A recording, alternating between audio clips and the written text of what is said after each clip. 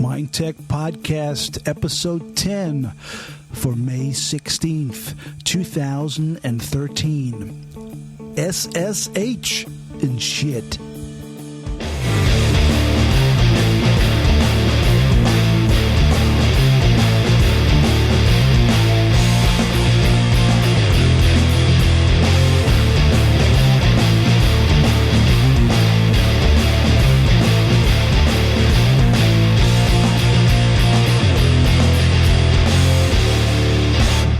Mind Tech Podcast, episode 10. Hey, Joe, how's it going? Yeah, not too bad. Double figures, yay. Can you believe that? Double figures. 10 weeks you've been sitting in front of microphones and blabbing about this bullshit. I know. But hey, what you going to do? So, hey, I got to talk to you. I've been fooling with Linux this week. Oh, yeah? Yeah, man. I found a new distro. And it's a distro that surprisingly impressed the shit out of me. Now, that does surprise me. Which one? Well, here's the thing, dude, is like this distro, I found it kind of by accident. And I thought, well, let me install it. So I installed it on my Mac as a virtual machine to check it out. And I was so impressed by the look and the feel and how fast it was. But whoever's publishing this distribution, they really need to radically rethink the name of the distribution. Because even though the distribution is awesome, its name is crap. It's like a mental case came up with the name for this distro. Shall I tell you what it's called? Go on. Brace yourself. It's called Crunch Bang Linux. Do you want to know why it's called that? I'm scared to ask. It's called Crunch Bang Linux because when it first started, it was just a sort of hobby project. Yeah. And the dude, I think he's called Cornominal, who makes it. What's his name again? No, I'm wondering if that's right or not. But yeah, I mean, so why is it called Crunch Bang? Because I've been using it for a week and I'm rapidly falling in love with it. Yeah, no, it is right. Cornominal is the guy who made it. And he made it originally just to test things. And the idea was that you shouldn't use it as a production distro. Like, you shouldn't use it day to day because things will go wrong and it will break and it will go crunch bang when it breaks. So that's why it's called Crunch Bang. But it's evolved to the point now where it's actually a usable distro. Yeah, it's really nice. I really like it. The look, the feel. It's you can customize it till the cows come home, right? You can change like practically anything about it. And it's sufficiently different. Like it's a lot different from the Mac. It's completely different from Windows, and I like that. I like that whole vibe where, you know, hey, let's just try something new. Let's try a new way of doing the desktop. And I really, really like it. The name is a bit shit though, but other than the name, I think it's a great distribution. But is it not? The last time I used it, it was centered around the right click. Yeah. But you don't have a right click? Sure. Or do you? Of course I do. What are you talking about? Oh, right. I know, I suppose I see. You're thinking Mac with just the one button mouse and all that stuff. Yeah, yeah. Well, it's not 1998 anymore. So yeah, but you're not. And what I mean by that, obviously, the is it the Magic Mouse or whatever that has got a scroll wheel, even though it has it. Yeah. But you kind of not in that mindset, are you, of using a right click on a mouse on a Mac? Sorry. Yeah, I guess kind of, but there is the right click. You can plug any mouse into a Mac. You don't. Oh yeah, you can just get a £5 USB mouse and plug it in. Sure. But just it surprises me that someone like you, who is so hardcore Mac and has been for so long, well, I should let you to a right click. I should let you into a secret. Go on. Mac keyboards and mice are not very good. In fact, chink in the armor. In fact, if this is my own personal opinion, obviously there's probably people out there who would disagree vehemently, but from my perspective, Apple hasn't made a good Mac keyboard since probably the early 90s. I'm not a fan of the current Mac keyboards and or mice. So I don't use them, and I haven't used them for a long, long time. So maybe that's why I'm so cool with right-clicking and stuff. Right. So what? Do you just have a USB keyboard and mouse, or I do, yeah. So, well, let's go through what I have here. So, for the keyboard, I have a Microsoft keyboard. It's the Microsoft makes great keyboards. They blow at operating systems, but keyboards are pretty cool. It's the ergonomic keyboard. I'll tell you exactly what it's called. It's called the IntelliType Pro keyboard. It's a black ergonomic keyboard. You know those the curved keyboards. All right, yeah. So I have that for my keyboard of choice, and then I have also an IntelliPoint wireless mouse with like a bunch. I used to have an Intelli mouse or something, Intelli whatever, and it felt really comfortable. This was just a USB one, but they do make pretty well. I don't think they actually make it. They just put their name on. Yeah, probably so.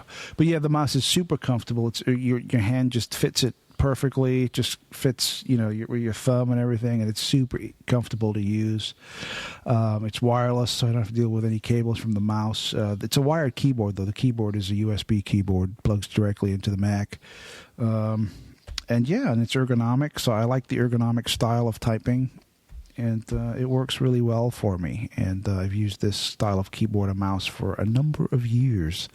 When I buy a new Mac, whatever keyboard it comes with usually just stays in the box. I never take it out. Really? You could probably sell it on eBay. It just sits there. And I never use it. So that's where I am with keyboards and mice. Now, your primary machine is a laptop, though, right? I don't know. It's kind of. I mean, the machine that I'm talking to you through now is a laptop, yeah. But I suppose most. To be honest, the machine that I do most of my computing on is my phone, probably. Yeah. And I've got a desktop that I use for entertainment purposes, right, with iPlayer and stuff. So I kind of have a bit of everything, really. But, anyway, sorry, back to Crunchbang then. What is it about it that you like then? It's just the whole vibe of it. The aesthetic. It's to me, I found it very pleasing. It looks very dark. Yeah, it's very dark. It's very minimal, isn't it? Super minimal. Obviously, you can change that. You can brighten it up and change menus and folder icons and whatever the case may be. But I just like the idea of just being able to right-click and there's the menu. Also, there's a lot of keyboard stuff on there. You can actually set up keyboard combinations to launch applications, which I'm a big fan of because I do that on my Mac. On my Mac, I use an application called Launch Bar. So you never have, well, I wouldn't say never, but 90% of the time, everything you do on your computer, you don't need to use the mouse. Everything's done on the keyboard.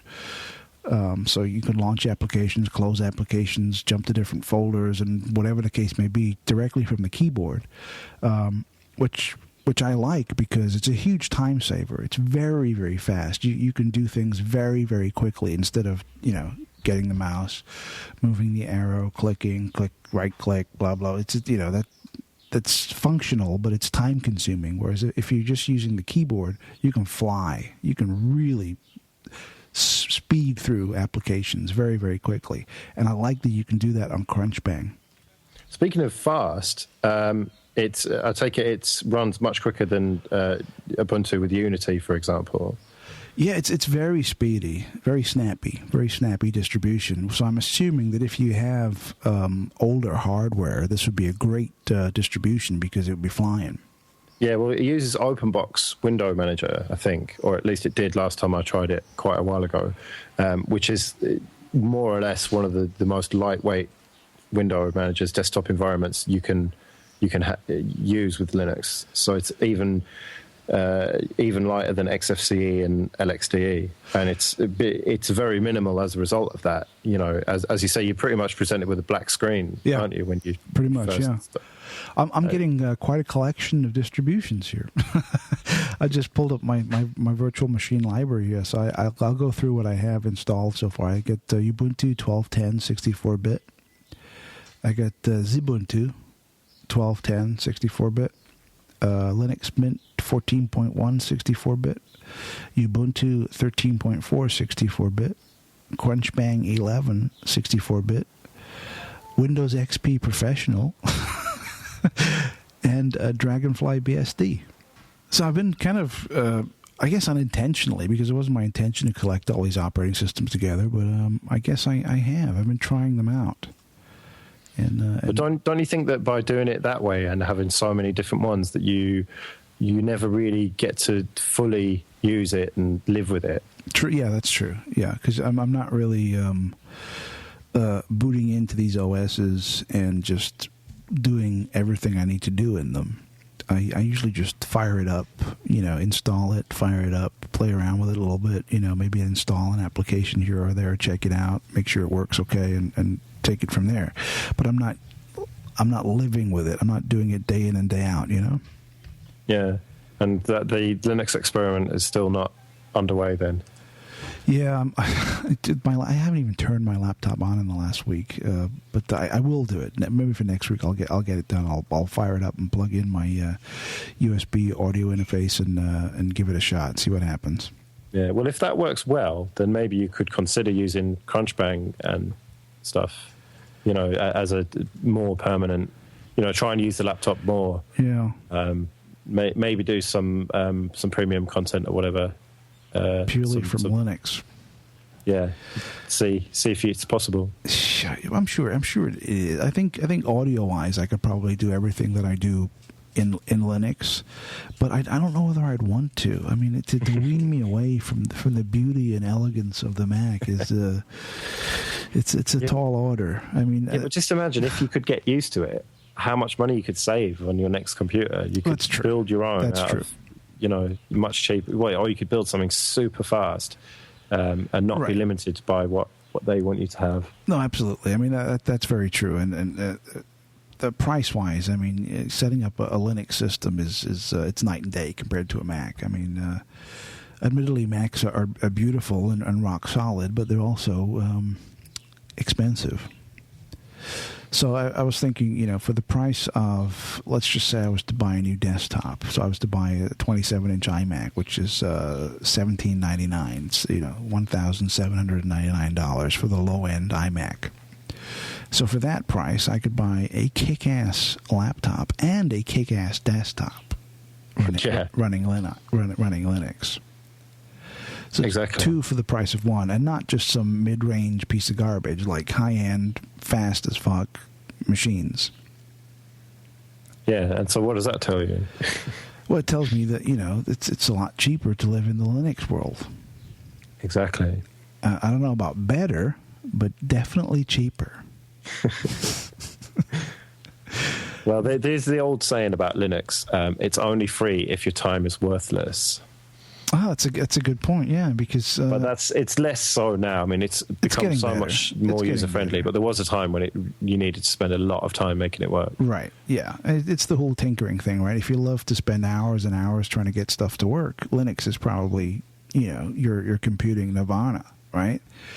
Because if you enjoy doing that, then you have a blast running Linux. But if you actually want to get stuff done, maybe not.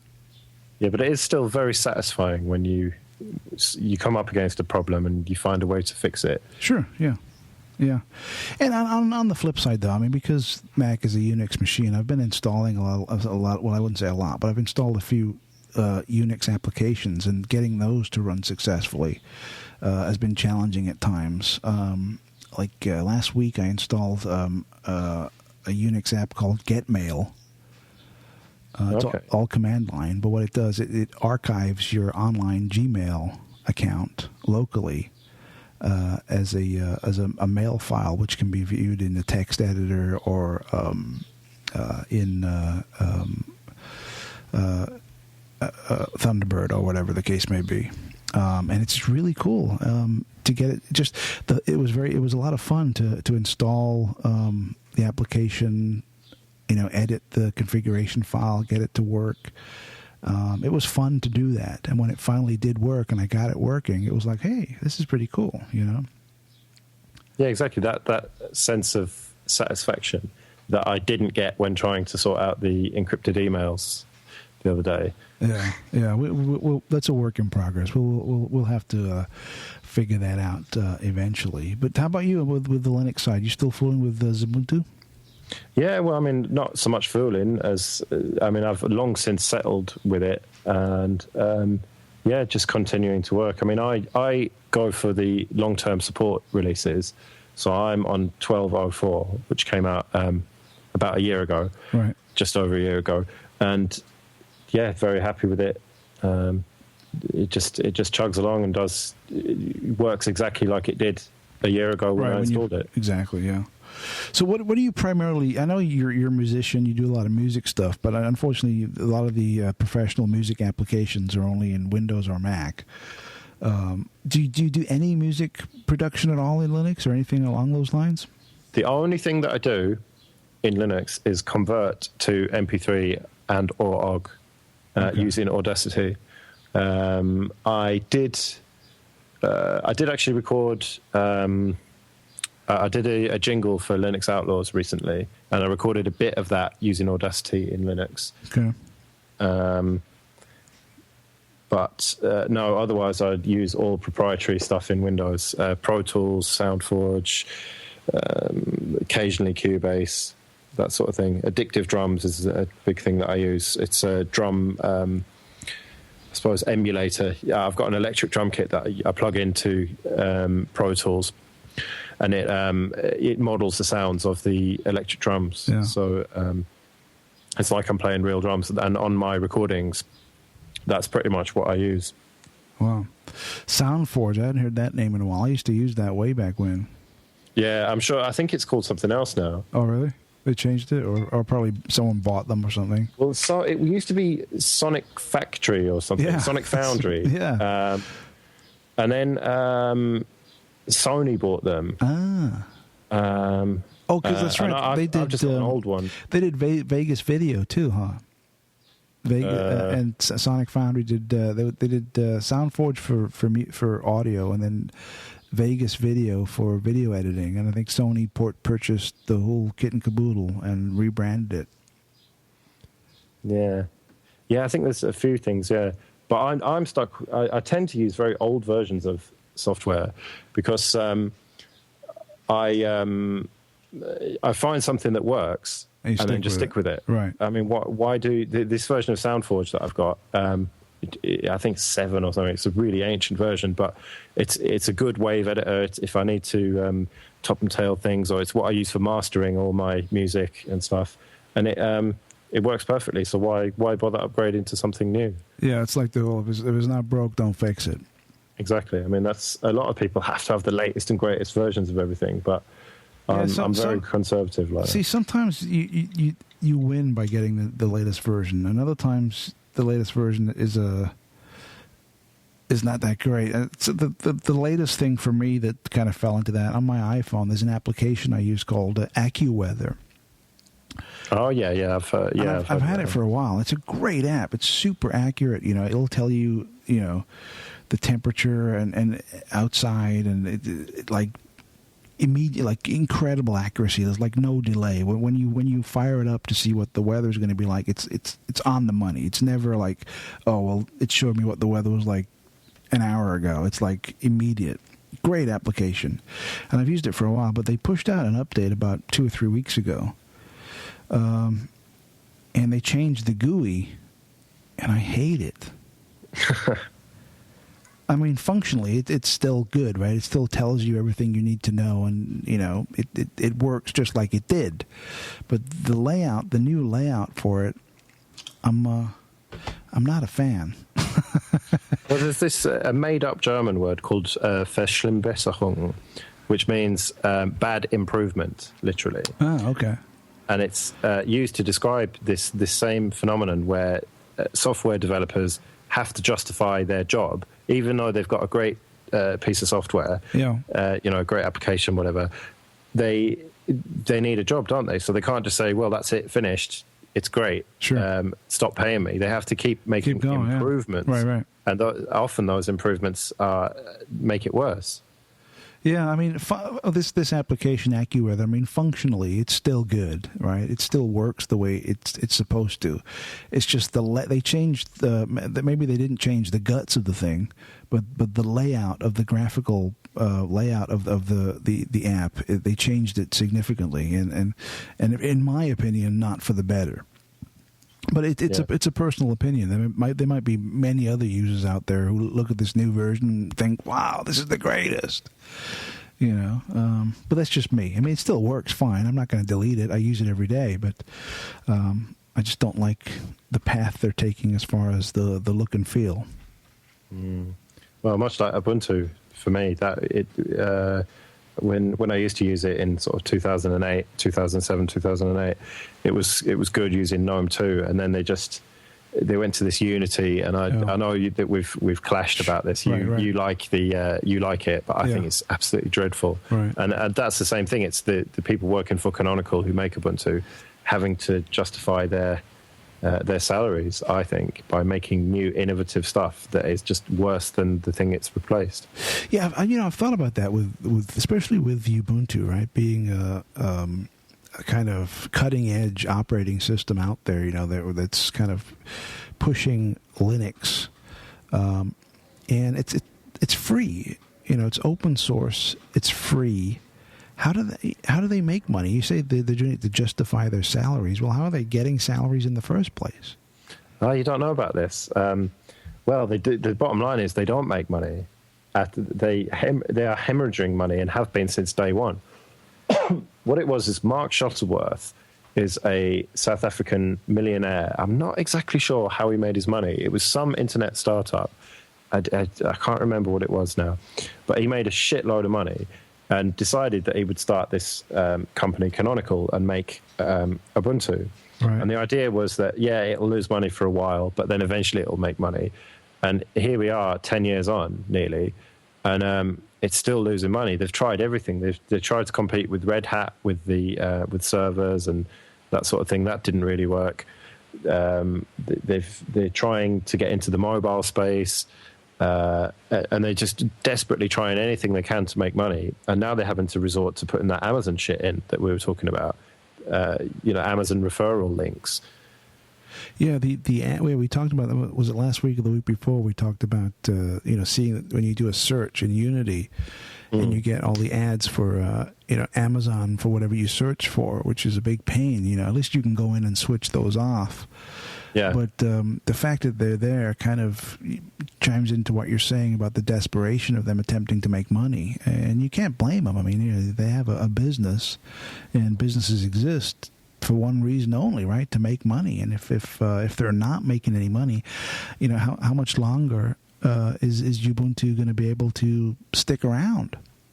Well, my prediction is that by the end of the decade, Ubuntu won't exist as it is now. It'll obviously, with it being GPL'd code, so open source, free software, it means that anyone can then take it and do what they want with it. Right. So it will. I'm sure it will continue to exist in some form. Yeah, but it won't be canonical. Yeah, it won't be canonical. It won't be called Ubuntu. Probably it'll be forked and called something else. And it's kind of sad, though. I mean, it's. Yeah, I mean, Ubuntu has been almost single-handedly responsible for popularizing Linux. I mean, that's a bit of a relative term because it's still not that popular. It's still in the low percentage, 3 or 4 or 5% of desktop users, if that. But it's without Ubuntu, I think that we wouldn't have. Before Ubuntu, the Linux world was a nightmare. It was all, it's still fragmented today, but it was fragmented to the point where it was, it was a pain in the ass to install. It was a nightmare to configure. It was like, for the average user who wanted to use a Unix variant operating system, it was severely off-putting. Yeah, it wasn't a viable option, really. No, if you didn't know much about it, it involved loads of configuring files and right. even installing it was a nightmare. Whereas now, totally. Ubuntu came along and made it really just trivial to install. Just a GUI, click, click, click, enter a few details, and it's done. So we do have that to thank them for. They've kind of done a few things wrong, and ultimately I think they will disappear because Mark Shuttleworth cannot continue to lose money forever. Yeah, that's a shame. That's a real shame. Well, hopefully they'll figure something out and can turn it into some kind of business where they're either making money or at least breaking even, because it would suck for them to go away. Well, in my opinion, it's inevitable, but you never know. They might prove me wrong. Yeah, we'll see. All right, how about some news? Yeah, go on then.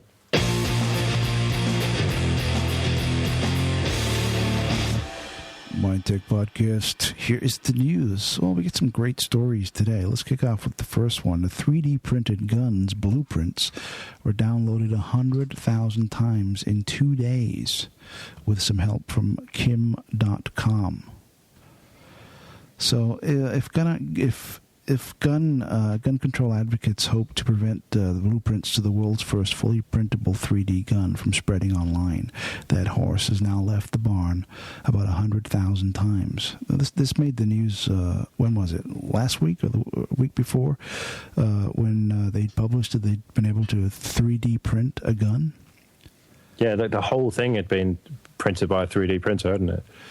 Yeah, this is the new trend, I guess. The 3D printers, they're getting cheaper and cheaper, and more people are having access to them. And it's getting to the point where you can literally print anything. You know, you can just email a file to somebody and bring it into reality. Yeah.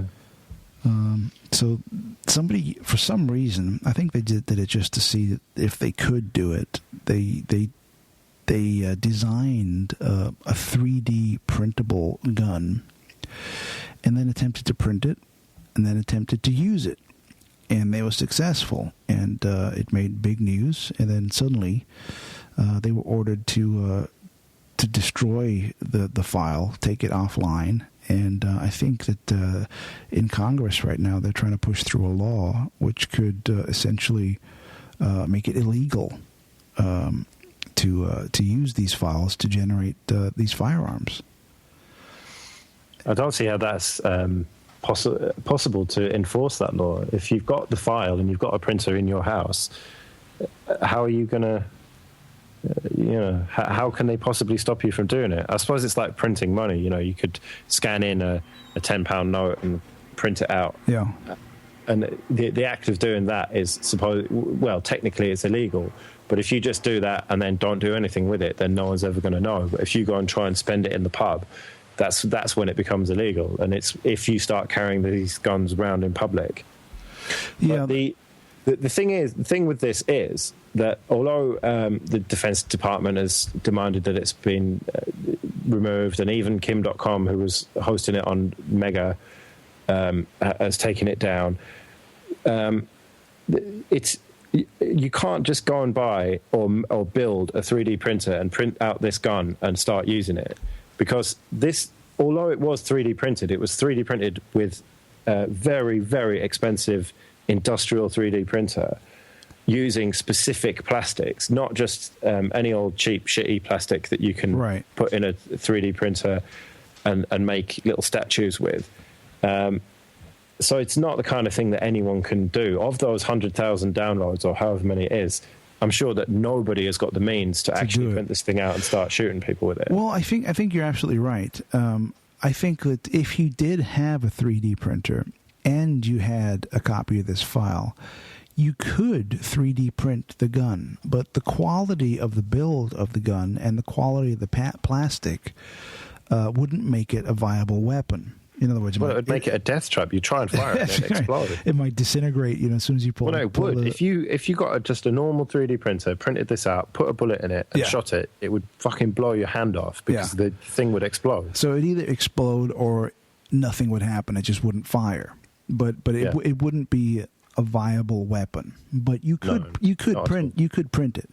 Obviously, like you said, if you had a high-end 3D printer and the correct plastic to create this thing, then yes, it could be done. But who has access to that? Very, very few people. But the issue here is that, as with all technology, over time, it becomes significantly cheaper. I mean, usually with all technology, the price goes down and the quality goes up. Yeah, pretty much. Yeah. Right. So as of today, everything you just said is 100% accurate. 5 years from now, maybe not so much. Yeah, I hadn't thought about that, but yeah, you're right. Maybe in 5 years, 3D printers will be a bit more towards being ubiquitous, and they're going to get cheaper and cheaper. I mean, what are they now? Like a low end one is like $5,000 or something. Well, you can make your own kind of open source hardware one, but they're really shitty. Yeah. But yeah, I suppose about $5,000 for a cheap. But when they first came out, that low end $5,000 printer would have cost you £30,000 or £40,000 or dollars.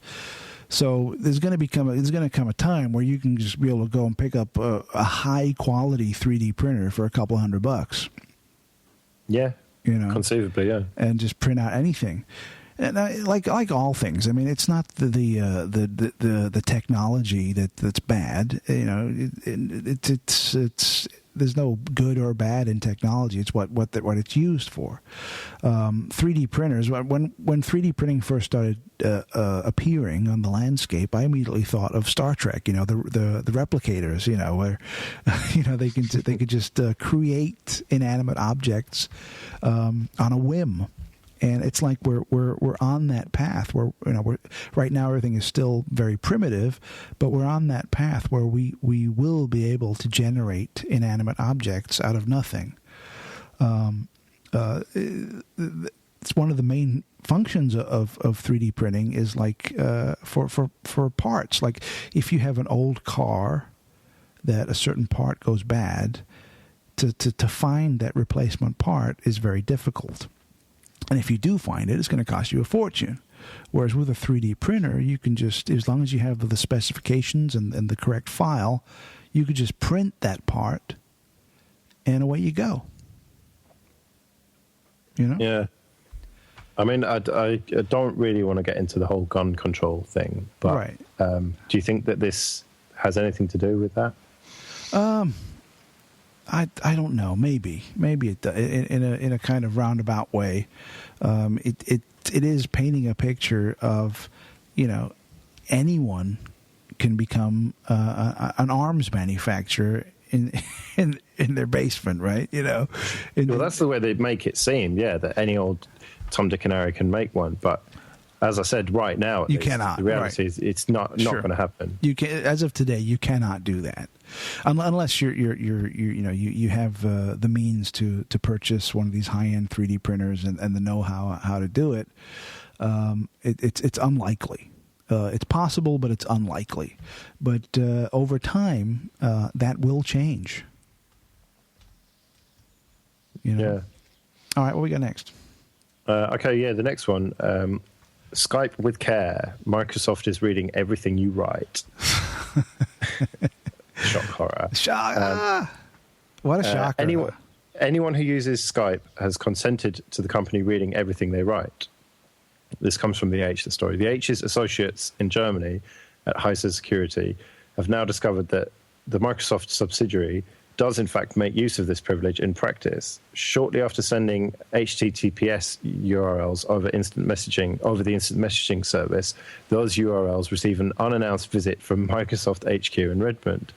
So the long and the short of this is, if you if I were to send you a message, we're talking over Skype now. Right. If I were to put in the chat window that we've got here a URL with HTTPS, and potentially with login details or whatever, Microsoft servers automatically go and check that out because they're snooping on everything that we say in chat. So that is it's definite proof that they are logging everything. Yeah. and using it as well. Sure. We touched on this a little bit last week, whereas, it was kind of common knowledge that all this stuff was happening. In other words, everyone suspected it, and everyone thought it was an extremely high probability that all of this is going on, but there was never any concrete proof. Well, now things are changing. Now we're getting to the point where this is very, very solid evidence that our suspicions are correct. Now, everybody knew when Skype got bought by Microsoft. Right, exactly. That was it. Right. If they want to listen to anything we're saying now, someone could be sitting in Microsoft HQ listening to every word that we're saying to each other. Not that they would give a shit about what we're saying. Right, but it's possible. I remember back in the day, I've been using Skype for, God, I don't know, maybe 10 years or more. Same probably. Forever. When Skype was Skype, not Skype, a subsidiary of Microsoft.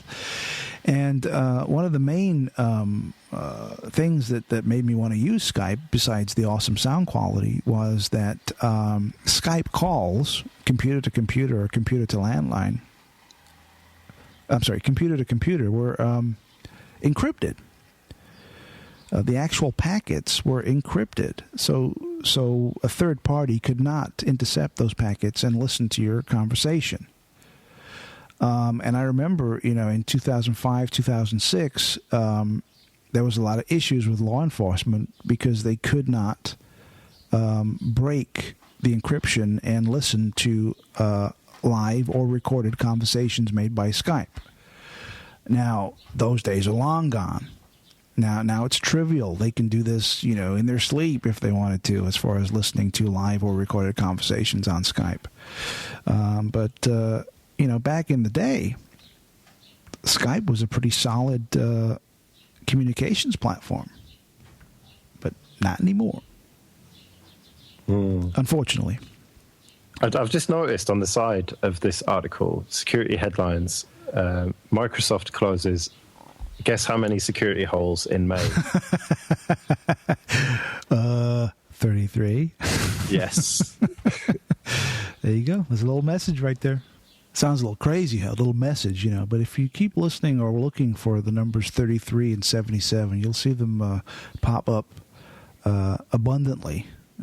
Too much to be I don't know whether it's just because I'm looking for it that I see it, but if it had been 46, it wouldn't have registered. But now I'm always looking for it. So yeah, you see those two numbers, 33 and 77, appear in media way more often than they should. Whenever there's like a tragedy and certain people, a bunch of people die, the amount of times that 33 people are reported dead or 77 people are reported dead are like off the charts. It's compared to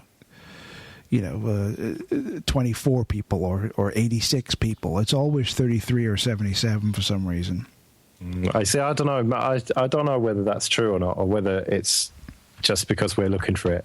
I don't think there's any real way to know. There should be a study done or something. Yeah, exactly. No, I was thinking about that, and I did look at a few high-profile ones, and they weren't 77 or 33. So maybe it is just, I don't know, crazy tinfoil hat talk. Maybe it is, but it's certainly interesting. But anyway, speaking of Windows, then at Microsoft, what's the next one? All right, let's see what we got next. So next up, Windows 8. The star performer in Microsoft's canon of software. Windows 8, in other words, roughly translated into the new Vista. Microsoft is rapidly trying to backtrack and fix the mistakes that they've made in Windows 8. And the headline here is Microsoft confirms Windows 8.1 as official name for Blue Update. And it will be free. Yes, folks, you heard right. Free for Windows 8 users. Speaking at JP Morgan's Media and Telecom Conference today, Windows CFO Tammy Reller revealed that Windows 8.1 will be the official name for Windows Blue. The confirmation is not surprising given the presence in recently leaked builds. It follows Microsoft's previous promise that developers will be able to install a public preview version of Windows 8.1 late June. Microsoft will offer Windows 8.1 as a free update to existing Windows 8 users through the Windows Store. The software giant is expected to detail the full improvements to Windows 8.1 at its Build Developer Conference in June. Early builds of Windows 8.1 have shown that Microsoft is aiming to improve its start screen interface and bring changes to accommodate additional screen sizes. OEMs are expected to release a number of 7- and 8-inch Windows-powered devices in the coming months ahead of Windows 8.1, with a big push this holiday season. I think we can really expect Windows 8.1 to give you an option to go back retro style to a Windows 7 desktop experience. Definitely, yeah. I mean, if they don't do that, then they've shot themselves in the foot. They're done.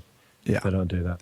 Yeah, there's got to be some kind of option when you boot up your PC into Windows where you can either set it to, by default, boot to the standard Windows 7 desktop, or boot to what's it called? It was Metro for a while. The Metro I don't think they interface. call it that anymore. But like, you should be able to go into Control Panel, and there should be an icon, and you'll click that icon, and it'll be like a little switch. When you boot, do you want to go to Windows 7 desktop, or do you want to go to Metro? To give you that option. And I guarantee you that if they do put something like that in Windows 8.1, 99.9% of all users will flip that switch to boot to the standard desktop.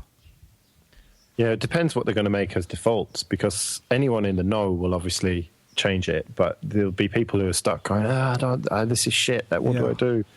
I think that maybe on first boot, like, Joe Blow buys a PC, takes it home, plugs it in, turns it on, and when it boots up, you'll get a screen that'll be like, hey, welcome to Windows. Let me ask you a quick question. When you fire up this shit, you want the Metro or do you want the desktop? Make a choice. No way will they do that. They will never do that, because that's too logical. That's too much of a good idea. Makes too much sense. Yeah. So what do you think? What do you think they'll do? I think that it'll be hidden away in some obscure menu, some menu within a menu within a menu. So you think that when somebody purchases a new Windows-based PC, when they fire it up and turn it on, it's going to still boot by default to the Metro interface? Yeah, I do. Yeah. Because it's their baby. They're trying to push this innovation, and so they've listened to criticism, and they'll make it so that you can change an option somewhere and boot into a normal desktop and have the start menu. But by default, no way, man. They're not going to change it.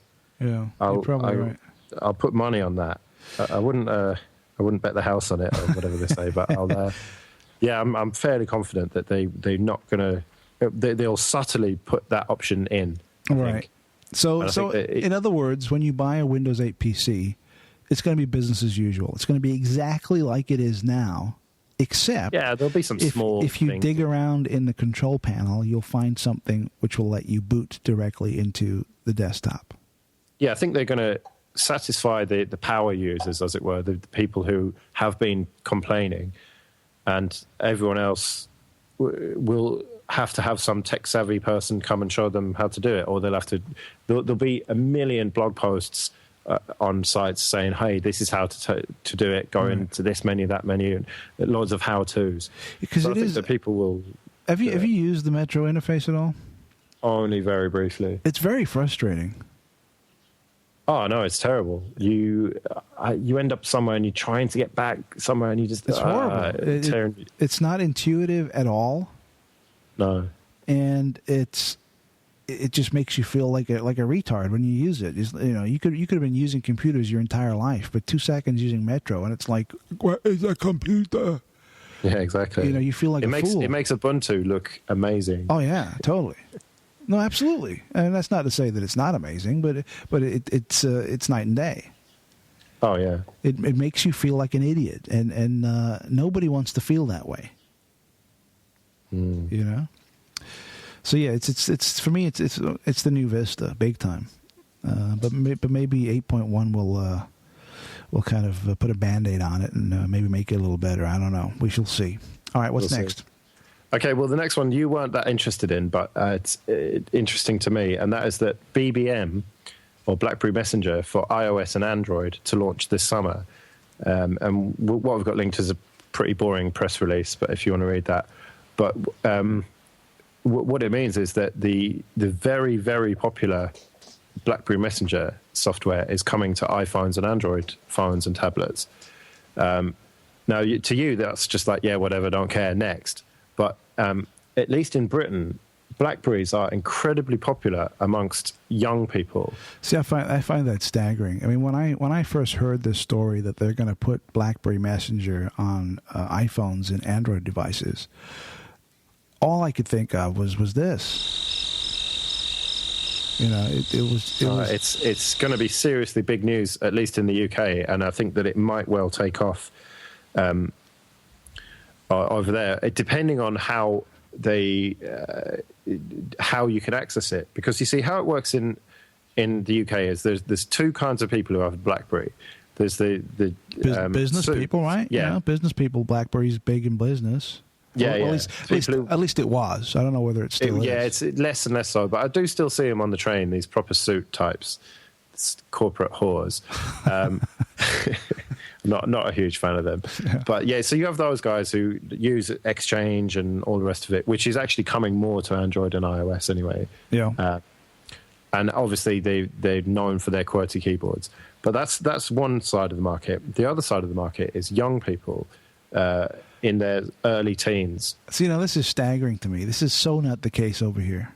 Yeah. And the reason is that for £5 a month, you have unlimited access to BBM.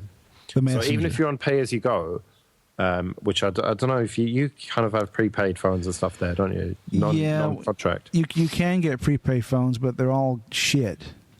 Yeah. No, here you can just get a pay-as-you-go SIM card, and you can put that in any phone you want. Yeah, you can't do that over here. Okay. So yeah, you just top it up however much money, and you can have no credit, but as long as you pay the £5 a month for BlackBerry, you're good.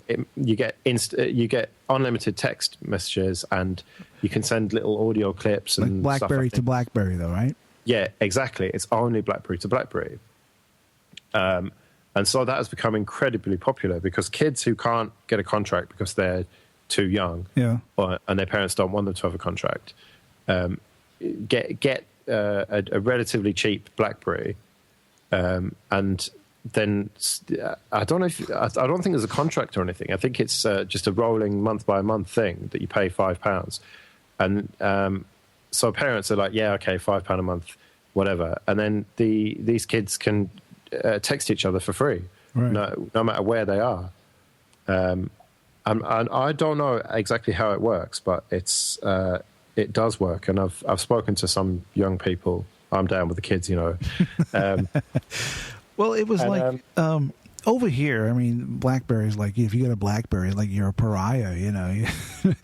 It used to be. You talk about 5-10 years ago, BlackBerry was like the bomb. If everyone, anyone who was anybody had a BlackBerry, right? If you were in business and you had this BlackBerry thing clipped to your belt, it was like, hey, check this shit out. I'm a businessman. I got the BlackBerry. Now nobody gives a rat's ass. They're barely, they're on life support. So this is like, I don't know. I mean, kids over here. I mean, when I see kids with iPhones and Android things. Yeah, but what about the poor kids? They're on Android, dude. Android is just free. Yeah, but it's not free because how much is a contract then to get? Unlimited text messages on Android. Even if you get one of these prepaid phones, Yeah. It's going to be running some kind of Android. It might be, it's not going to be the latest ice cream sandwich or whatever. It's going to be some old version, but it's going to be some Android piece of garbage on there. Just some throwaway, cheap, crappy phone. Okay. But how much is it per month, though, the ongoing cost of it? Yeah, I don't know. I have no clue. No idea. But I know that the whole messaging thing with iPhone, you got Messenger, iMessage or whatever.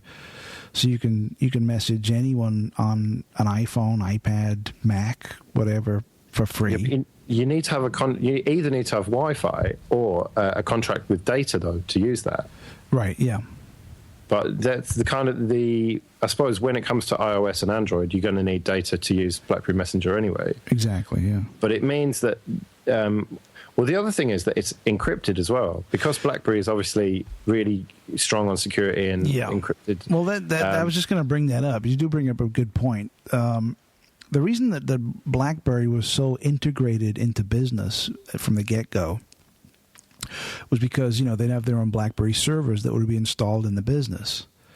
And everything would be encrypted. Everything would be very, very secure, so that, when people are talking business on the phone or emailing, a lot of business secrets or the ins and outs of whatever business they're doing, they're rest assured that whatever they're sending over the network is secure because it's BlackBerry, which is why, government institutions, banks, all these high-level businesses, they were all fucking jizzing in their pants over fucking BlackBerry because it was so awesome and secure.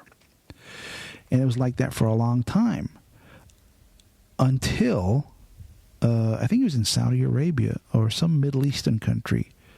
They wanted to hook up the BlackBerry servers in their country, right, and get the whole BlackBerry thing going. So BlackBerry's, rubbing their hands together thinking this will be the bomb. We'll make a fucking fortune with these maniacs. Until the U.S. government got wind of it and said, no, you can't be doing that. We got to listen to everything they're saying over there. So BlackBerry put in a back door. So their servers and everything, while, for 99.9% of the deals that they do, it's very secure. But if the government wants to know what's going on, they're good to go. That's interesting because, we had riots here. I presume it made the news over there. Yes, in the 2 summers ago. Right. And the media was trying to blame it on BlackBerry Messenger because the kids had been organising these riots using BlackBerry Messenger, which was encrypted and no one could see it. Yeah. And they were saying that, we need to ban it and all the rest of it.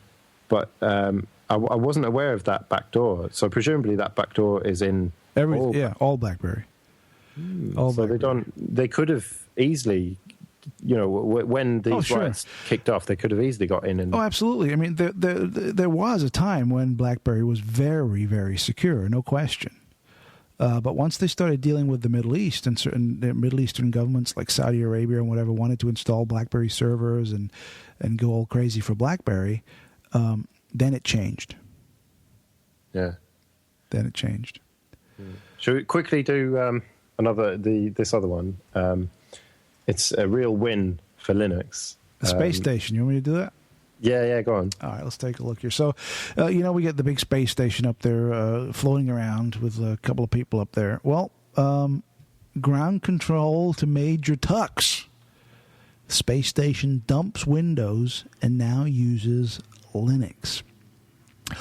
For reasons involving reliability, which is semi-kinda important in low Earth orbit, our fellow nerds living aboard the International Space Station have made the switch from Windows to Linux for the astronauts' laptops. The space nerds will get training from the Linux Foundation to upgrade to Debian 6.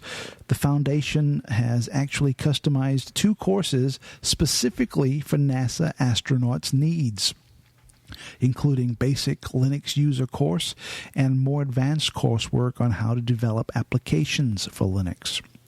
Previously, laptops aboard the ISS had been running Windows XP. All right, don't all laugh at once. The United Space Alliance manages the NASA ISS computers.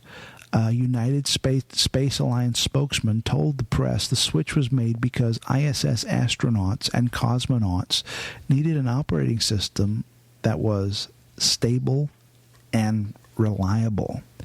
Now, even that statement right there is a kick in the balls to Microsoft. Definitely, yeah. You know.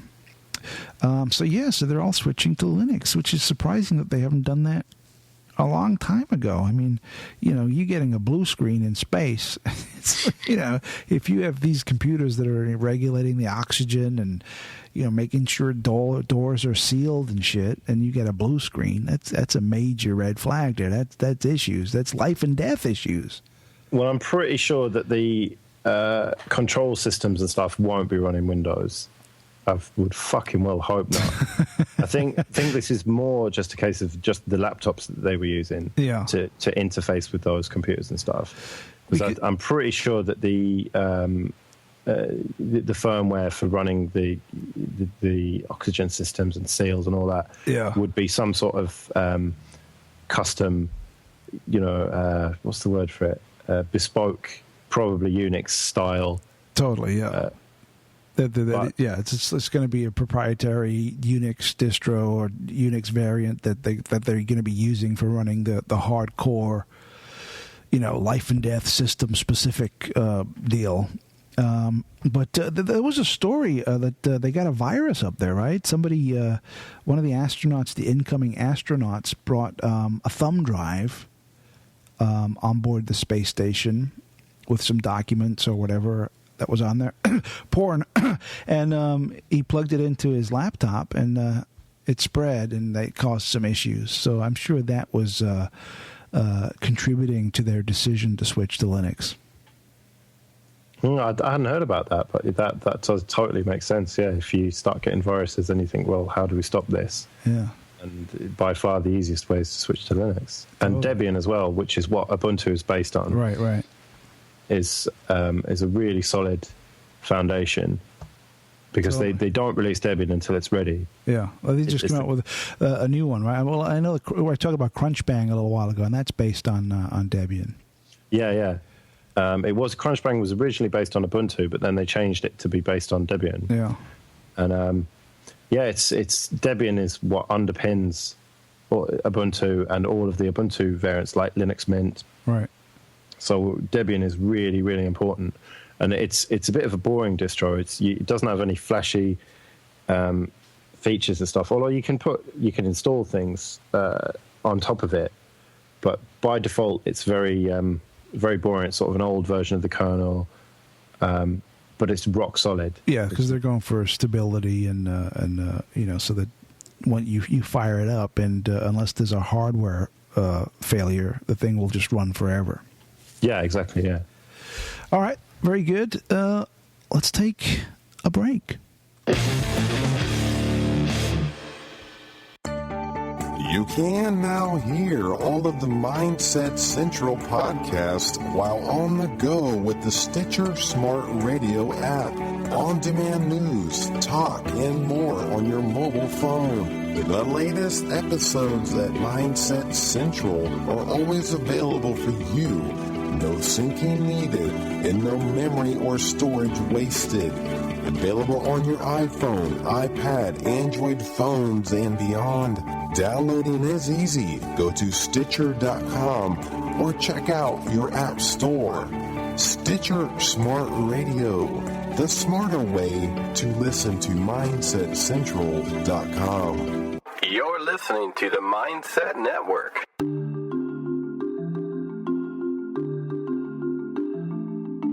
Hi, everyone. This is Gareth from MindsetCentral.com. Just coming on really quickly to talk to you about subscribing or donating to Mindset Central.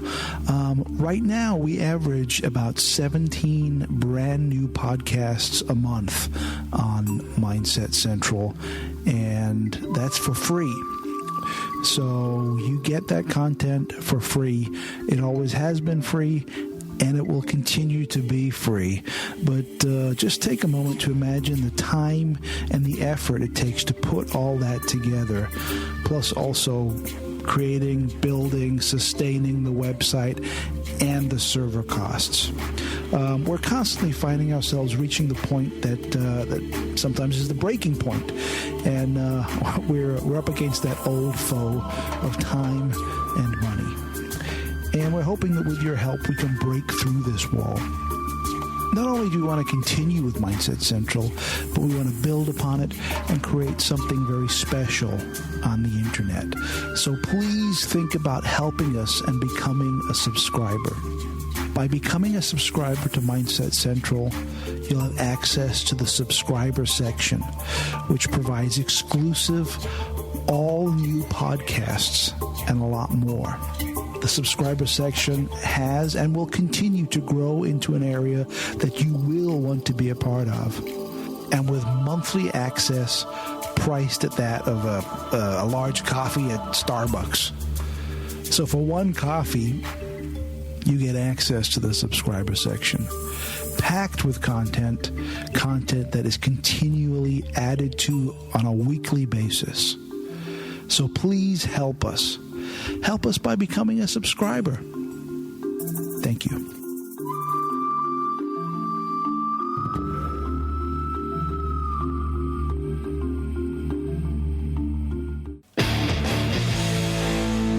And we're back. Okay, so this week we're going to talk a little bit about home networks and servers and why we run a home network server and what we use, kind of protocols and or software to transfer files around our network. So, Joe, I know that you have a mainly Unix-centric network, and you told me a little while ago that you run Apache web server on all your machines, and that I found that a little curious. Tell me about that. Yeah, well, I pretty much only use Linux as Ubuntu mostly, as I keep going on about. And in order to share files around, I run an Apache web server on all of my machines, which starts when I turn the computer on, it starts the web server. Right. And I point the web server to just one folder on my computer. And you have to go and edit a config file, and you just tell it where you want that to be. Okay. And so I just have a folder that I put stuff in that I want to share with other computers on my network, be it my laptop, or to my desktop, or to my phone, or to my tablet, or if friends come over and I want to share stuff with them. So basically, you have a folder on your machine, and Apache is looking at that folder, but then making it available, like it would an HTML file. Like if you had index.html in that folder, Apache. Well, yeah, exactly. It just by default shows you a list of the contents of that folder. Gotcha. So if I've got just a bunch of documents or something in there, right. Then yeah, it just shows a list of everything. It's just a really basic website. You've probably come across that on the web. Sometimes you just see a list, and it's just a list of blue links. And I can then either. So say I've got it running on my desktop now. I can type into the address bar the IP of that desktop, which very rarely changes. So I've done that now. And yeah, I've got a list of all the stuff in that folder. Right. So say I want to download something onto my laptop, I just download it as if it's coming from the internet. Now, because I've got gigabit Ethernet on my desktop and on my laptop, if I go for a large file now, this is quite a large file. I end up getting speeds of, why is it not working? Well, sometimes speeds of sort of 60, 70 megabytes a second. So it's very, very quickly, you can transfer fairly large files quickly and easily over your network from computer to computer. Yeah, exactly. And I can do it onto the reason that this started was because I lost my USB cable. And this was when I had a Nokia E71, which ran in Symbian. This was when Android was pretty basic and shit. Yeah, right. and I needed a way to get content onto it. And I think it was audiobooks or something. But anyway, so I asked a friend, what should I do? What's the easiest way to wirelessly send it? And he said, try Apache. So I looked into it, and it's trivial to install in Ubuntu or Ubuntu. It's just sudo apt-get install Apache 2. Right. And then or I'm sure you could do it probably from the Ubuntu Software Center. But anyway, so you install that, and then change either just copy stuff to the file that is default, the folder that is default, or you change the config file and point it to a different folder that you want to share. And so, and that way I was managing to copy things onto my phone. But then I realized, I can use it to copy from computer to computer. So, for example, when I've got big Pro Tools sessions, audio stuff that can be, 4 or 5 gigs in a zip file, I can send that rather than fanning about plugging in hard drives and all the rest of it. I can just send it straight from one computer to the other. Well, just download it as if it's downloaded from the internet. But because it's from my local network, it's super fast. Very, very fast, yeah. So, do you have the Apache server running on all your computers, right, or just one specific one? Well, I tend to. My 2 main computers are my laptop and my desktop, and I've got it running on these. I think. I'm not sure if I've installed it since I last installed. Hang on, I'll just check. But yeah, I tend to have it running on them all anyway. I have got it on this as well. Okay. Yeah. Now, so you can share specific folders on different machines, or do you have like one central hub, or? Well, you have to set the server to point to a specific folder. So it could be, /home/show/ www, for example. Okay. And so then I just copy anything that I want to share with any other computers into that www folder. And it can just be any folder or an existing folder if you want. Or you could share the whole computer, although that's a bit of a security risk. Yeah.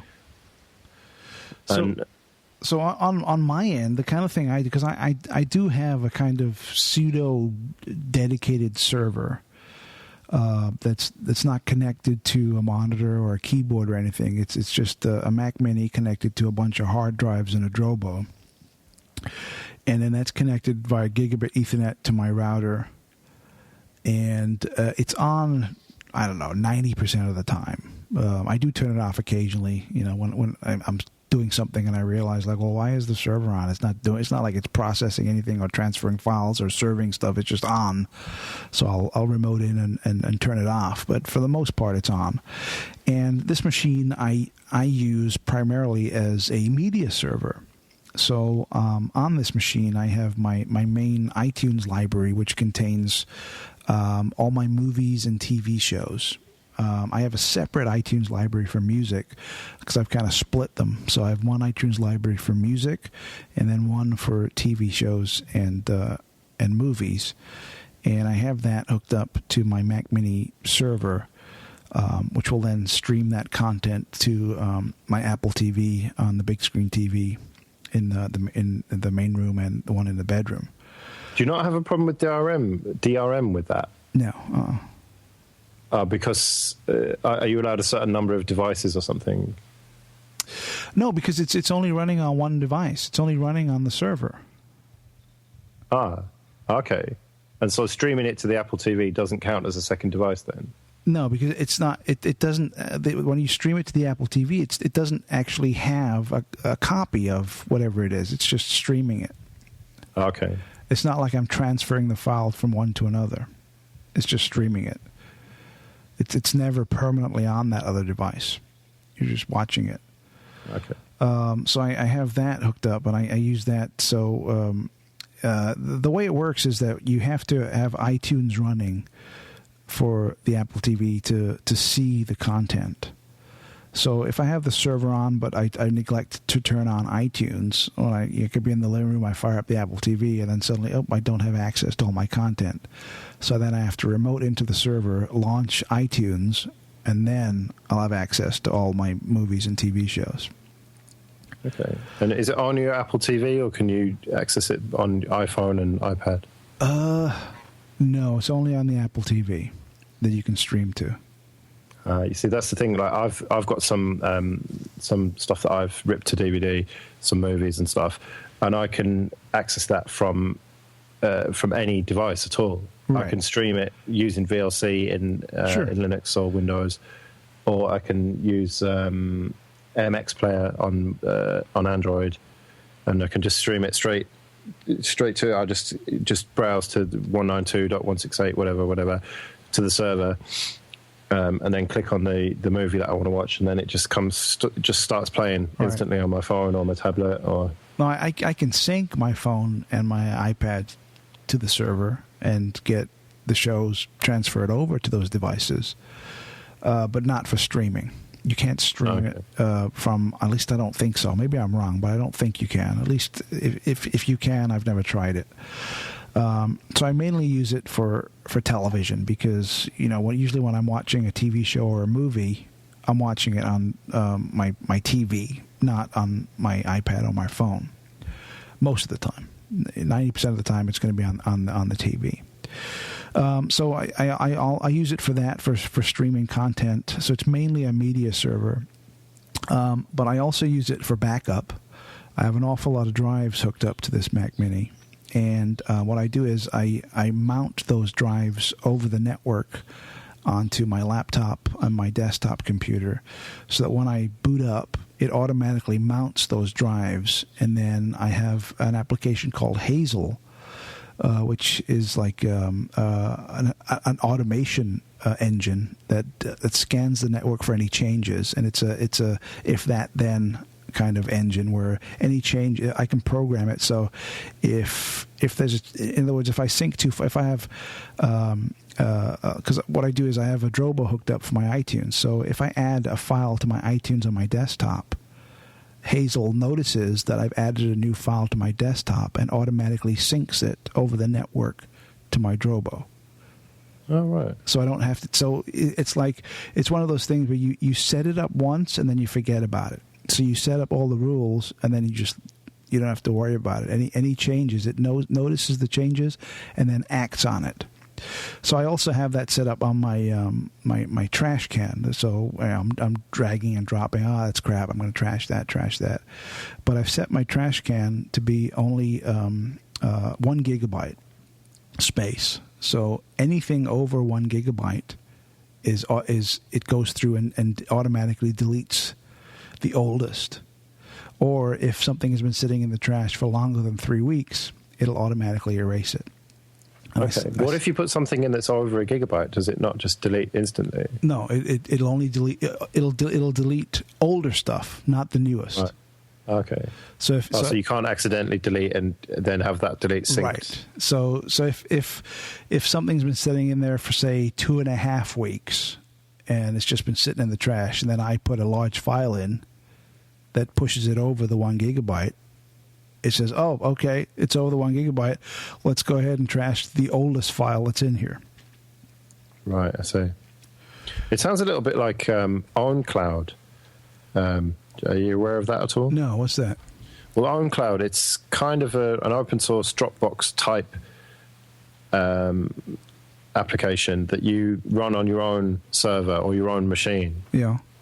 And it syncs over the local network several computers together. So it sounds a bit like what would you say the thing was called? Well, the application I'm using is called Hazel. Yeah, Hazel, that's it. Yeah, and it's not just for I use it for synchronizing things over the network, but it's not limited to that. You can literally have this thing to do. Let me just pull it up real quick. You can have it to do anything that can be automated. Can be taken care of. Like if you have a picture, say you take a photograph and you always want that photograph to be formatted in a certain size, Yeah. And what you do is you set up a rule in Hazel. You create a folder called Pictures or whatever, and you set up the rule so that any picture that's put into this folder will automatically be resized and then output to another folder at the correct size. All right. And you just drop it in, and it does it. Once you set up the rules, that's the beauty of it. You set up the rules, and you save the rules, and you're done. You never have to think about it again. Whatever you throw into that folder or whatever action you take, Hazel will automatically take care of it. It's a great application. I couldn't live without it. It makes things so much easier. You just set up the rules, you program it, and you're done, and it just works flawlessly in the background. Is it expensive? It was like $30, I think, like $30 if I remember correctly. I bought it a while ago. Yeah.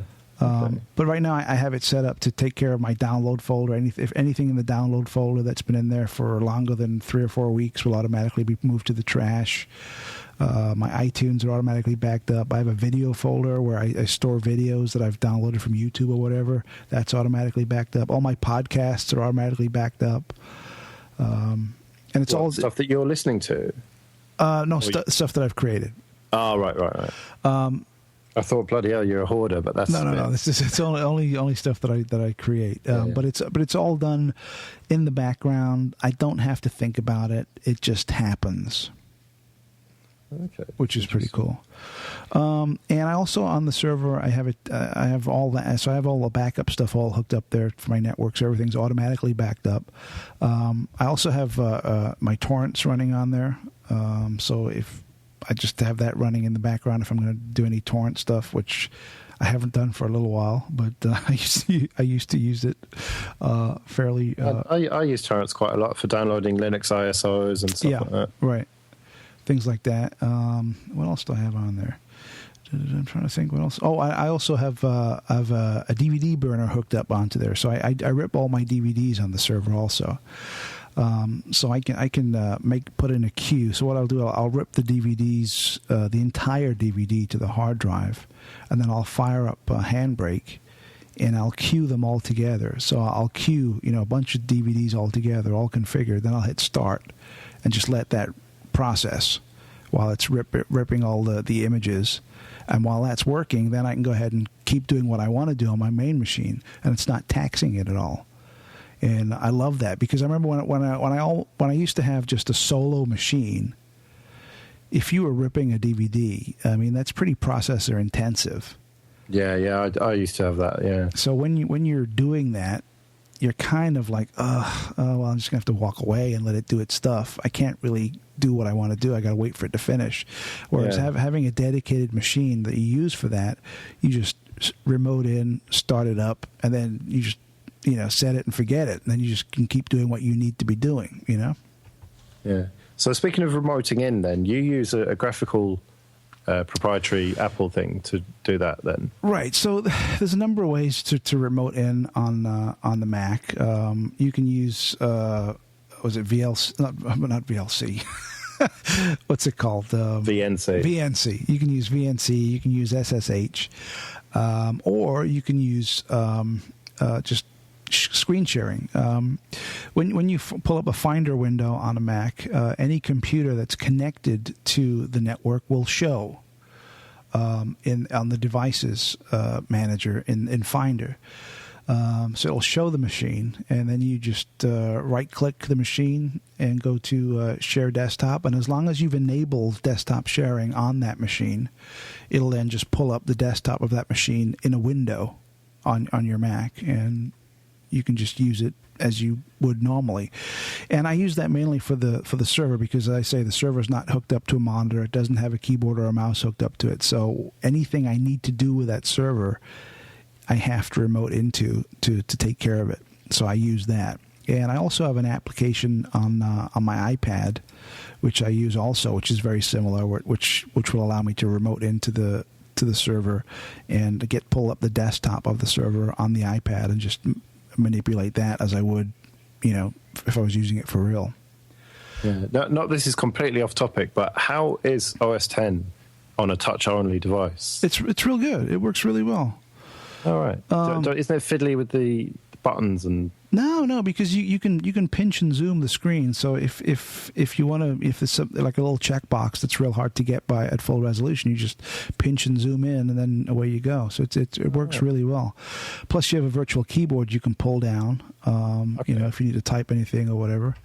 But yeah, it works really well. I remember because I was using a MacBook Pro for my main machine for a long time, and it died. It died like, this was maybe 6-7 months ago. It died. It was heartbreaking to me because this was my main workhorse machine, and I didn't have a dedicated machine. I still had my server running, but I didn't have a keyboard or monitor to hook up to it, so I would use my iPad to remote into that, and I would use that as my main machine, remoting in through the iPad until I got a monitor and everything for the server.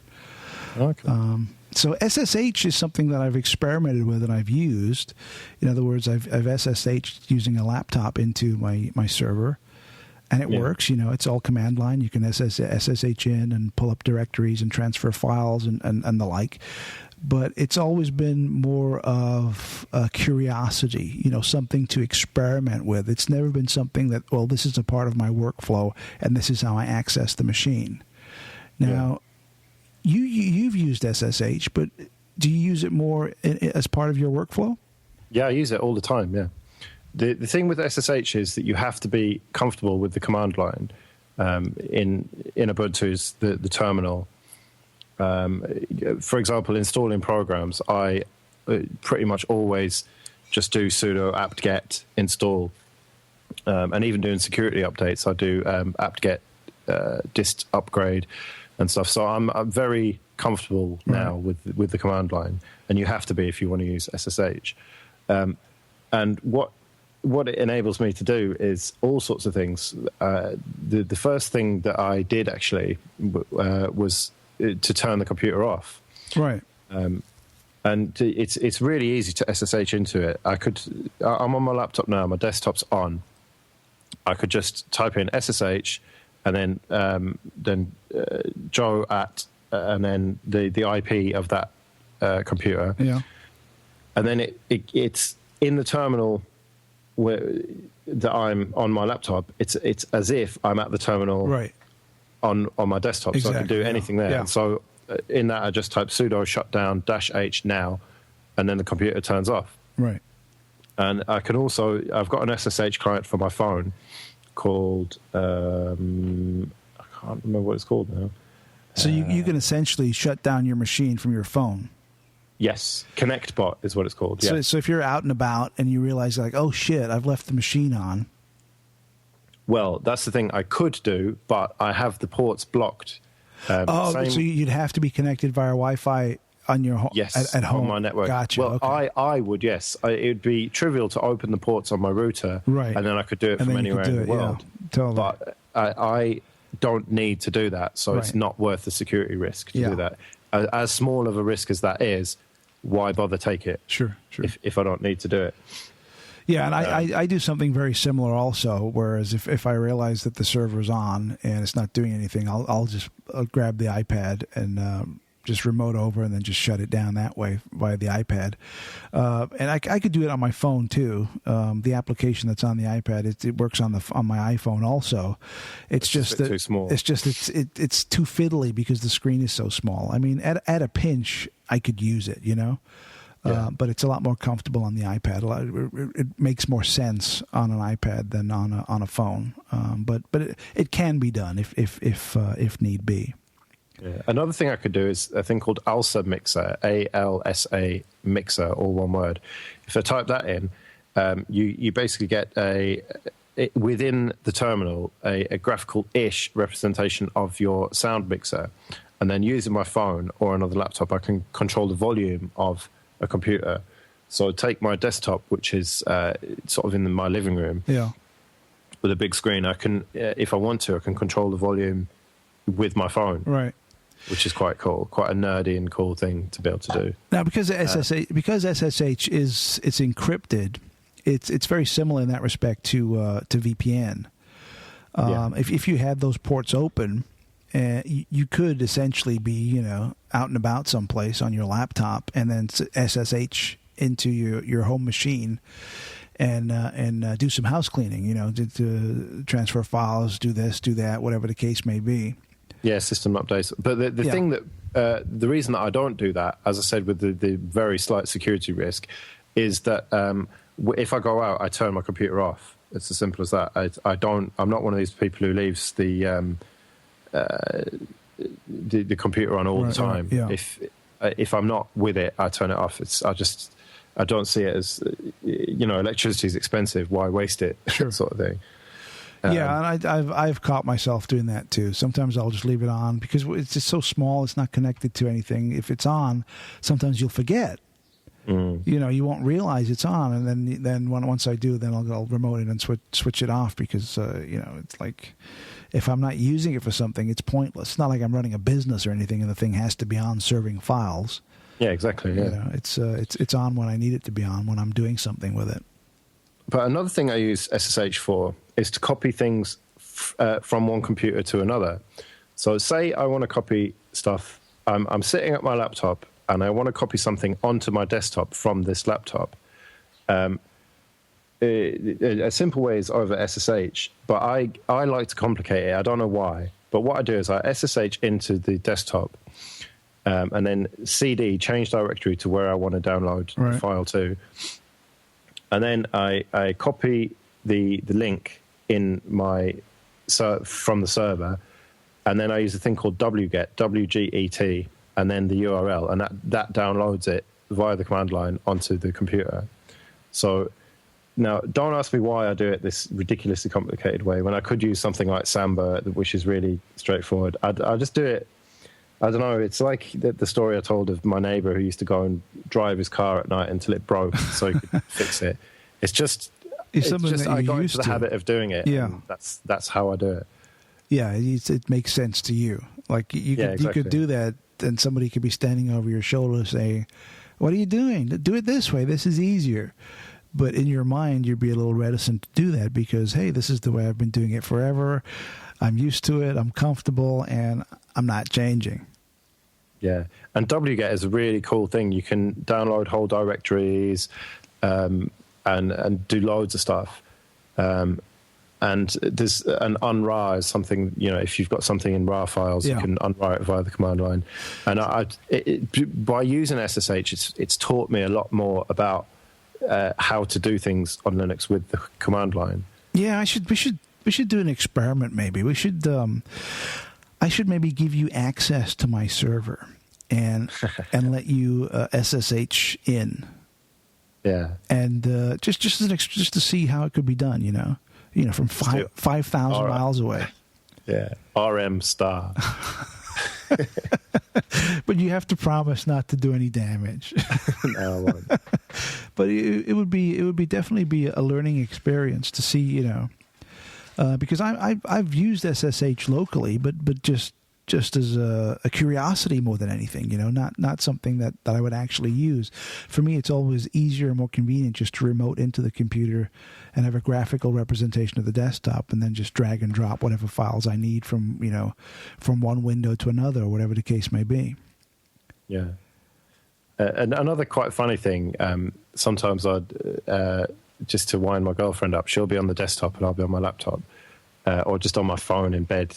And I can start playing media files with VLC player. And if you use CVLC, you're at the computer and this sound starts playing, like you start playing a music file, and you don't know where it's coming from. It's coming out of your speakers, but there's no window open. Right. And so that's quite a funny thing. And you can use it for the possibilities are endless. Yeah, it's amazing the stuff you can do. I know that a lot of command line junkies use SSH in place of VPN. But I don't know this. Maybe you have an answer, or maybe one of our listeners will have an answer. If you're connected to a remote computer via SSH, is there a way to access the desktop via a graphical interface, but using the SSH encrypted protocol along the same lines as you would a VPN? I'm not sure about that one. I did briefly look into it because you can't. You could, with just normal command line parameters. Like, for example, on my laptop now, if I open the terminal and I type VLC, press enter, then VLC Media Player will open up. If I say VLC space and then put the path to a file and press enter, then VLC will open up and it'll start playing that file. Right. But if I SSH into another computer and run the same command, it gives you errors about not being able to start the graphical server and stuff. Yeah.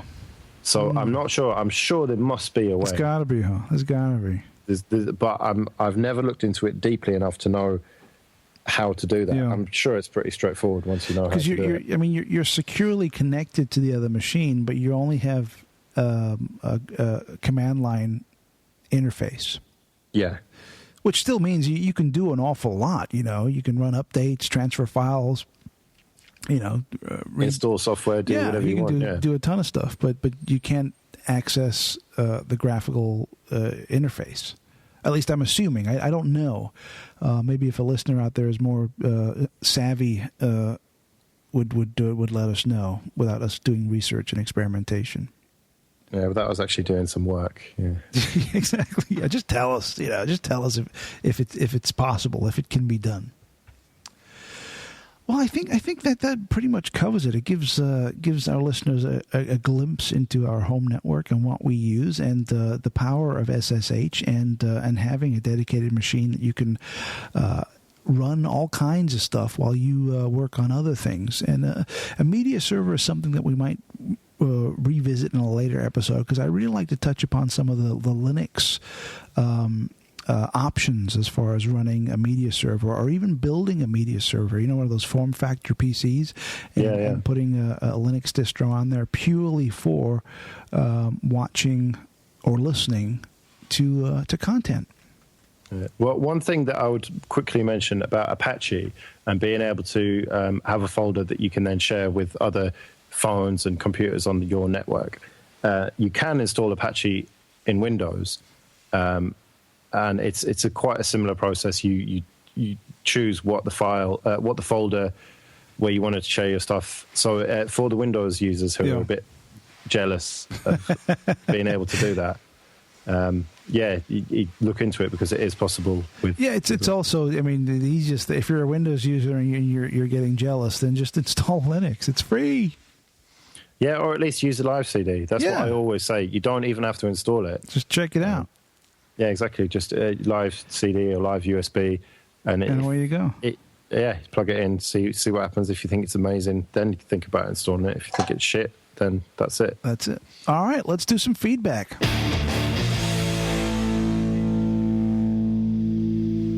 All right, Joe. So feedback. We had a bunch of comments from last week's show with the good old Raspberry Pi. What kind of stuff have people been talking about? Well, John Sanchez said, very interesting show. Thank you, Gareth and Joe. Not my words. Haven't been to Fry Store in about 15 years. I last went there when I was just getting into electronics as a hobby. I do remember it being a very cool store, but Radio Shack stores were everywhere, and the Fry Store was like an hour away from me. We'll have to make a trip to it now you've reminded me. Maybe I will check into getting one of those Raspberry Pis for my grandson. Which I'd completely forgotten that I'd mentioned Fry's. You would give him a big bloody advert. Where's our check? I know, yeah. But yeah, it is a great store if you're into electronics and or computers to go and not even to buy anything, just to go and browse and then check out the stuff that they have. What would be like a Fry's equivalent in the UK? I honestly don't know. I thought it was like Maplin, but I don't think it is. We don't really have a shop that sells everything like that. I mean, Currys, you can buy white goods, your fridges, freezers. Yeah. Stuff and laptops and stereo equipment and all that sort of stuff, but you couldn't buy motherboards and shit. What about like PC World and stuff like that? Those I remember the last time I was in the UK, I went with my brother to PC World, and that was a fairly big store. They had a lot of stuff in there. Yeah, Currys and PC World have merged. I don't know who bought who. Oh, okay. And so you do get these massive Currys PC World shops that but it's really geared towards consumers, laptops, the odd desktop, the odd all-in-one, Yeah. loads of tablets, phones, but not really graphics cards. I mean, they'll have a small section of graphics cards, say. I was the last time. This must have been like maybe 3 years ago. The last time I was in the UK, and we went to PC World because I wanted to buy one of those wireless modems for my MacBook, because I was staying with my mother, and she doesn't have internet access. So as you can imagine, I'm losing my mind. Yeah. I got to get hooked up with something. And my brother was like, "Oh yeah, you can go and buy one of these little cards, plug into the USB port, and you get like a data plan, and you can get access." So I said, "Let's go." So we hopped in the car, we drove over to PC World, and I remember I paid like £30 or something for this little dongle that plugged into the USB, and it gave you like 2 gigs of access per month. And I wasn't even going to be there for a month, but I thought, well, I'll be using the crap out of it, so 2 gigs will be good. And he's like, "Okay, so what's your postal code?" You have to give the postal code because they wanted to, I guess, find out which provider would be the best for your area. At least that's what he told me. And then I paid him my £30 and went back to my mother's house, plugged this thing into my MacBook Pro, and it worked. Oh, nice. And I had internet access, which made my life a lot easier, as you can imagine. But I was impressed by the store. They had a lot of stuff there, and they even had Macs there. And that was the first time I'd seen Macs in the wild in the UK back then. All right, yeah. They do have a Mac section, and obviously iPads and iPhones and shit. As well. But this was 2010, I think it was, and Macs were a rarity. Rarely did I see anyone with a Macintosh. If you saw anyone sitting around with a laptop, it was always like a PC running Windows. So to go to PC World and see like this little corner, this little booth with like three iMacs, I was like, oh, okay. But maybe that's changed. I don't know. All right, what else we got? Anyone else comment? Well, before we move on, just the last thing you said there, thinking about getting a Raspberry Pi for his grandson. That's really good. Obviously, I hope he doesn't think it's going to be amazing, but it's for his grandson to have a play with, like we were saying. Learn programming and computers, throw Linux on it. Yeah, so hopefully that interesting project. Might go somewhere. So very regular listener and contributor Rob McKenzie said, "I really like the show." Again, not my words. And yes, I did laugh out loud at some points. And then he asked me, "Have I tried Damn Small Linux?" Which I have done. And then we got into a discussion about Tiny Core Linux. And these are like super small Linux distros that they're not very full featured. But for example, Tiny Core, I think, is about 12 megabytes for the ISO. Wow. It doesn't really come with much. That's I think nothing. there's one that's it's not the 64 megabyte one that's got quite a few programs and stuff. And Damn Small Linux used to be about 50. It looks like pretty old school, like Amiga or something, but you should check it out in a virtual machine, definitely. I just pulled it up right now, and it says that the Damn Small Linux, you can actually run it on a 486 with 16 megabytes of RAM. Yeah. Wow. Yeah, don't expect to do much with it, but it's doable. You could run it on some super old hardware. Yeah, you can get it running. Yeah. You can boot it, and then kind of go, "Yes, I booted it. Now what?" Very nice. Sort of thing. But on a decent machine, it really flies. But you don't really have much. But I'm assuming it's customizable, right? You could add things to it, make it you can do stuff. I could do a whole show about low-end Linux distros like Puppy and. Oh, maybe we will put it on the back burner. Upcoming show. Yeah, maybe. But anyway, check out Damn Small Linux and Tiny Core Linux as well. Cool. The next one then, Maria Nero Bridge. I'm getting the feeling that isn't her real name, but never mind. Could be, yeah. Posted a link to her Raspberry Pi running on a Samsung TV. Oh, yeah. Said, okay, so here's how mine looks. Running through the HDMI cable on a TV. I have a cheap mouse, a 4-pound keyboard, both USB, then the power cable. This is pretty much the setup with a 8 gigabyte SD card with Raspbian installed on it. It's a Model B with Ethernet cable, but I don't connect that unless I want to go on the net. I did Facebook and tweet off it once. That must have been painful. I used the onboard browser Midori, and that's okay.